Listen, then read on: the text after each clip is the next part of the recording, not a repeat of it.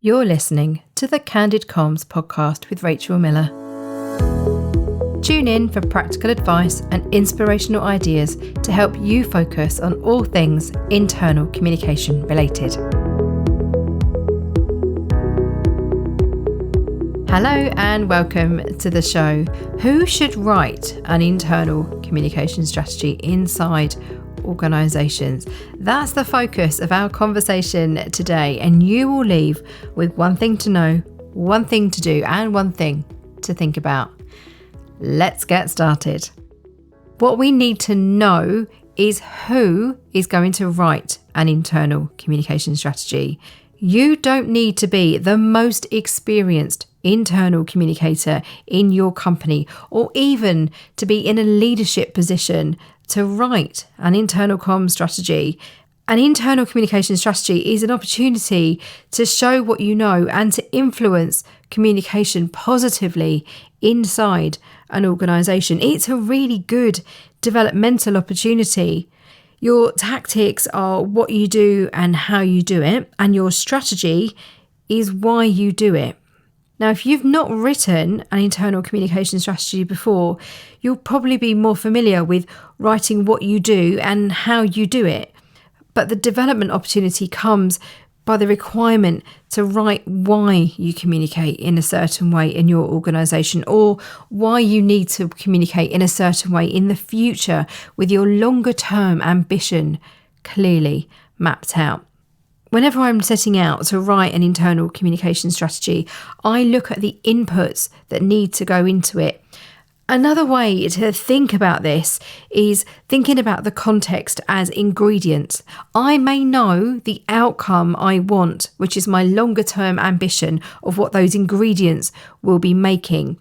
But to make it work really well, I need to assemble the correct ingredients. And that's where your mindset comes in. This is the very first stage of the Miller framework, which is the methodology that I use to write internal communication strategies. I've written about this at length in my book, Internal Communication Strategy: Design, Develop and Transform Your Organisational Communication, which is out now and published by Kogan Page. The mindset bit is business priorities and why internal communication is important.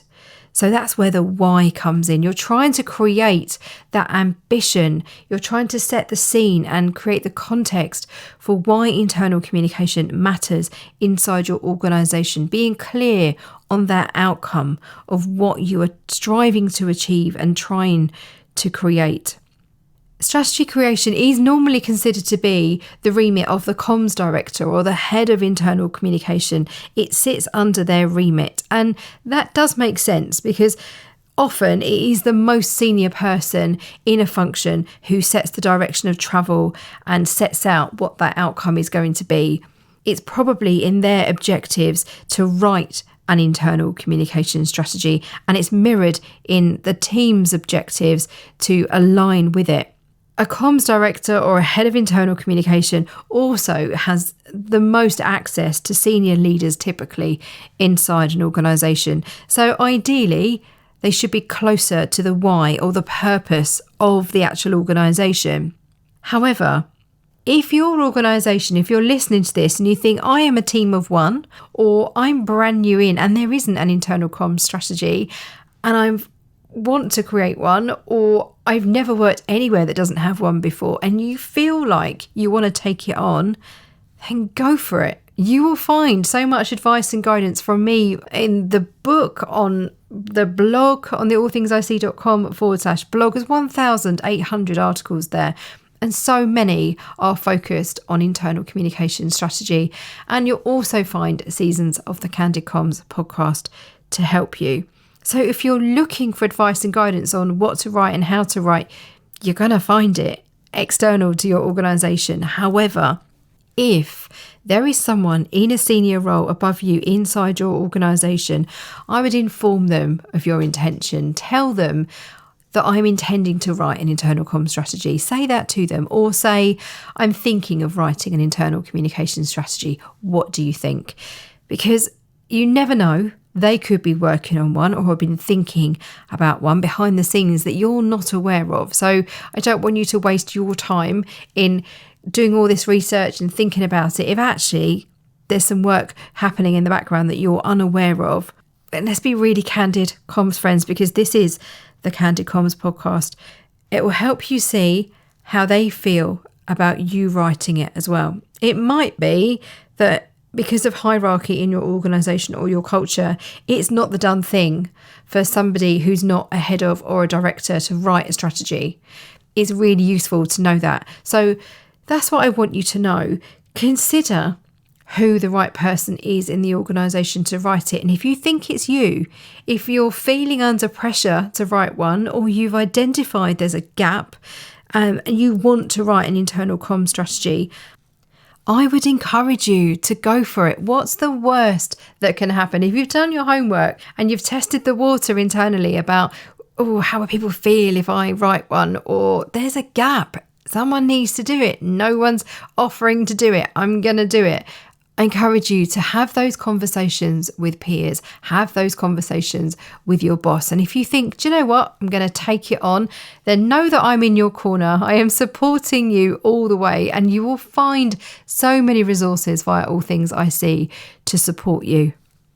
I'm going to share a quote with you from the Institute of Internal Communication. They say, "We recognise that developing an internal communication strategy isn't straightforward. It involves acquiring a strong understanding of an organisation's strategy, operations and people, and using this knowledge to make fundamental choices about how communication within the organisation will happen." And I really agree with that. I agree with that stance of it being thoroughly worthwhile.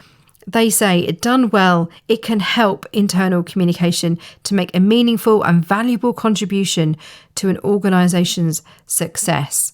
Well, if that's not a call to action, I don't know what is. It is that opportunity to create such a contribution inside your organisation where you are helping everybody understand why internal communication is important, what you're prioritising, how you're going to be leading communication and being a centre of excellence inside your company to help your people thrive in their roles. That's what your strategy is. It's demonstrating all of that thinking. The second part of our conversation today, and what I want us to do, is to give some thought to when you should write an internal communication strategy. Those organisations that say we don't have internal communication need to take a closer look at themselves. Every organisation has internal communication happening inside it. What you may not have is a planned and methodical cadence or rhythm for your internal communication with defined methods or channels in place or owners in place. Internal communication happens whether you're ready for it or not. Wherever humans are involved, communication is taking place. Your internal communication strategy is setting boundaries for the way that communication happens. The strategy's author determines what good looks like. You are explaining the potential for effective internal communication, and you are guiding the whole organisation towards that future state. The best time to write your internal communication strategy was yesterday. The second best time is today. I encourage you, comms friends, to not let a lack of experience hold you back. You can write it, you just need the inclination and a really good structure. If you've identified the need or the gap, you can see that there are risks involved by not having a good, strong, structured, robust internal communication strategy inside your organisation, then go for it. If you've done your homework, you've tested the water, you've had conversations with people around you, and you feel like I've been given the green light, I can go ahead, then absolutely go for it. You could do a lot of homework, you could do a lot of reading, you could look at other people's strategies, but I would say it will cause you a delay. If you feel compelled to write a strategy and you've got a really clear reason why that people are wasting time, money and effort, for example, searching for credible, accurate, reliable information to help them do their job, they don't know how the organisation communicates, The internal comms team may feel we are saying yes to all the wrong things and we're saying no to the wrong things and we're getting in a real muddle and we're not sure what we should say yes or no to and we're doing the wrong sort of work. Call time on it. Stop all of that. Get organised. Get a strategy in place. There's no better time to write it than today. If you can clearly articulate the impact and risk that it's having on your business by not having all of that rigor in place or even having it written down, it might be in place in your heads and it might be in place in your processes as a team. But because you haven't had the opportunity to put it down in whatever format it needs to be in that suits the culture of your organisation, and that's a separate podcast episode on what format should an internal communication strategy be in, then as a result of that, doing all of that thinking, give yourself permission to work on, not just in, internal communication in your organisation. Be that strategic lead, be that trusted counsel, be those professional experts. Set your stall out by creating an internal communication strategy that very clearly articulates, this is what we're doing inside our organisation. Here's the mindset, here's the insights, here's the logistics, here's the leadership, here's the evaluation, and here's the revision. We're going to take a short break, and when we come back, I'm going to leave you with something to think about. See you in a moment.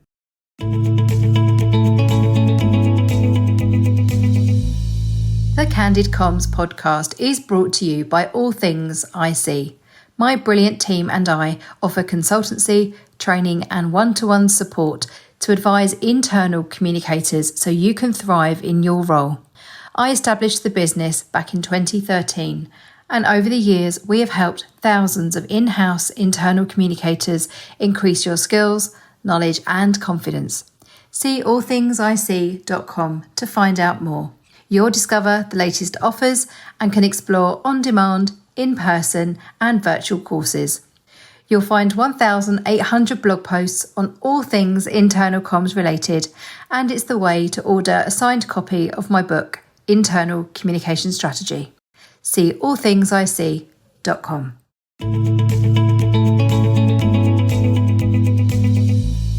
Welcome back. In the final part of today's episode, I'm going to encourage you to consider how many internal communication strategies you need inside your organisation. Don't freak out. It might be that you just need one. Brilliant, cracking. However, you may find that you need more than one. Let me give you a scenario. Often inside organisations where there are multiple internal communication teams, maybe there's a central internal communication team and then there are regional teams or teams that are aligned to particular brands or markets inside that company. There may be more than one internal communication strategy in place. It might be that you've got a group of companies, for example. So you might have separate strategies across countries. In these situations, I create an overarching internal communication strategy for an organisation and then either have a specific and separate one that addresses a certain market or have a section of the overarching document dedicated to that region. So whether it's in one whole document or two separate ones, they need to correlate with each other. So what you're trying to achieve in each area may be different, and that could be for a whole variety of factors such as leadership style or culture or how the business operates in that area. So be guided by how the organisation communicates and operates and how realistic it is to have two separate strategies in place. When I have two in place, top tip for you here, comms friends, if it does work out that I need to have two in place for whatever reason, and well, I say whatever reason, normally it's a really good reason, and it might be that there's been a merger or an acquisition in place inside the organisation. And therefore it might be as we are unravelling the different identities and then bringing them together under one umbrella, that there are two separate strategies in place for now, but they both feed in to the same organisational goals and aspirations. For example, there's all sorts of scenarios that could be in place inside an organisation which have led to the creation of two strategies. But top tip from me is to make sure, if you do have two, that you give each separate document a name and cross-refer them in each document. So if someone in the company reads one, they don't think that the comms team has completely missed out a brand or a region or a department or a country. It's really clear. So you're using those two separate strategies and you're signposting, if you like, to each other. That can be really helpful. And I find that when I analyse internal communication strategies as a consultant, I want to be really clear. Is there just one strategy in place? More often than not, there is. It's quite unusual that there is more than one strategy. And if there is, it's because of good reason, like legacy, like a merger and acquisition, or you've spun off part of the organisation, or you've brought another organisation in. But the most important thing for me is that when you are naming your internal communication strategy, it enables you to refer to it as well. Sometimes, bonus tip before we close our conversation together, sometimes I've encouraged people that I mentor when we've been working on their internal comms strategy, particularly if it's because there's been a problem internally inside the organisation, I've encouraged them to name it something a bit more interesting than X company's internal communication strategy. I've called it something like, or encouraged them to call it something like the future of communication at X company, to be a bit more, I was going to say interesting. Is it interesting? Maybe. but to be more aspirational in terms of, here's the blueprint. Like, this is what we're striving to create. So actually, consider that for your internal comms strategy. Does it need a name? Would it benefit from a name? Does it help you if you are striving to set standards to transform your organisational communication? Then actually just calling it internal communication strategy might not be working hard enough for you. It might deserve a stretch target reflected in its name. Who knows? Have a look at your internal comms strategy and consider whether that would be a helpful thing to do. It might be useful to have a look at complementary strategies of your HR and people team, for example, or your external communication team. See what those naming conventions are and see how many strategies they have in place as well. You might find if you do have two separate strategies in place and you are cross-referring, you may also want to signpost and cross-refer to other organisational strategies too that are in place in your company. So the best thing to do is to do your homework. I hope you found this episode useful today to help you think through who should write an internal communication strategy, to help you think about when to write it, and actually whether you need to have one or two in place inside your organisation. As ever, I love hearing from you. Do let me know how you're getting on and what you're going to do differently as a result of listening to this episode of the Candid Comms podcast. You can find me online. I'm Rachel Miller on LinkedIn. Look me up on Instagram, Rachel All Things I See, or why not send me a message via the website hello@allthingsiSee.com. And remember, what happens inside is reflected outside. See you again soon.